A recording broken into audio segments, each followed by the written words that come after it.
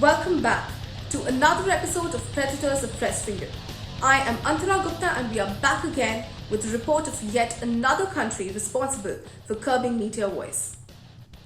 The notorious totalitarianism form of regime in North Korea has reduced journalism to praising the party, the army, and above all, the supreme leader. The country stands at a staggering rank of 179 out of 180 countries. According to RSF's tally, it had the lowest rank, but since 2007, the last place has been held by Eritrea, a country in East Africa with a regime as repressive as that of North Korea. There is absolutely no scope for leniency in the country's approach towards its journalists. In fact, a journalist spent 3 months in a re-education camp for misspelling Kim Jong-il's name, the father and predecessor of Kim Jong-un. This, however, was considered quite tame when compared to the fate of other journalists and citizens who have been detained, sent to concentration camps, and even executed for having made as much as a phone call abroad. Kim Sung-chul has been held in custody since October 2006 after sending a film abroad of a public execution. TV journalist Song Kyung-chul has reportedly been in prison since September 30th, 1995 for challenging the official version of certain historical events. North Korea has also ensured in keeping its people completely isolated from any international news. No one in the country has access to the internet and the foreign media is banned. The regime rarely grants visas to foreign media. When they do, it is only for big cultural events or a visit by a foreign dignitary. International coverage, when granted, takes place under heavy scrutiny.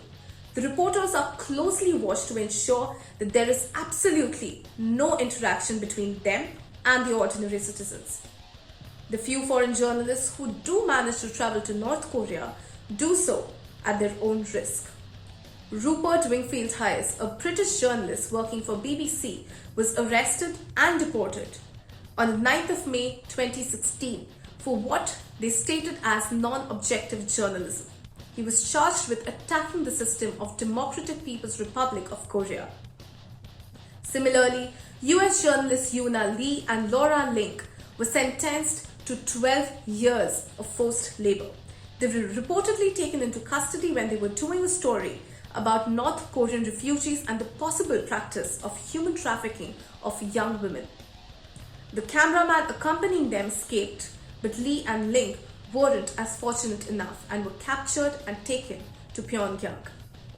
Despite the severity of these sentences, these situations are upstaged by the blatant show of tyranny of Kim Jong-un over the South Korean journalists Song Hyo and Yang Ji-ho, who were journalists in leading newspapers of their country. According to the reports of Committee to Protect Journalists (CPJ), these two were sentenced to death for covering the review of the book called North Korea Confidential. What is even more chilling is the fact that there are no follow-up reports of the same. It is currently unknown whether the two journalists are alive or if the execution order was indeed carried out. The official channel of the country, North Korean news agency, in a press release stated, "Freedom of thought is a hypocritical slogan aimed at suppressing progressive ideas and spreading the bourgeoisie of recreationary ideas." Time and again, North Korea has made it quite clear that the only truth in the country is Kim Jong-un's. For more such stories about media predators, keep watching the episodes of Predators of Press Freedom. We'll be back next weekend.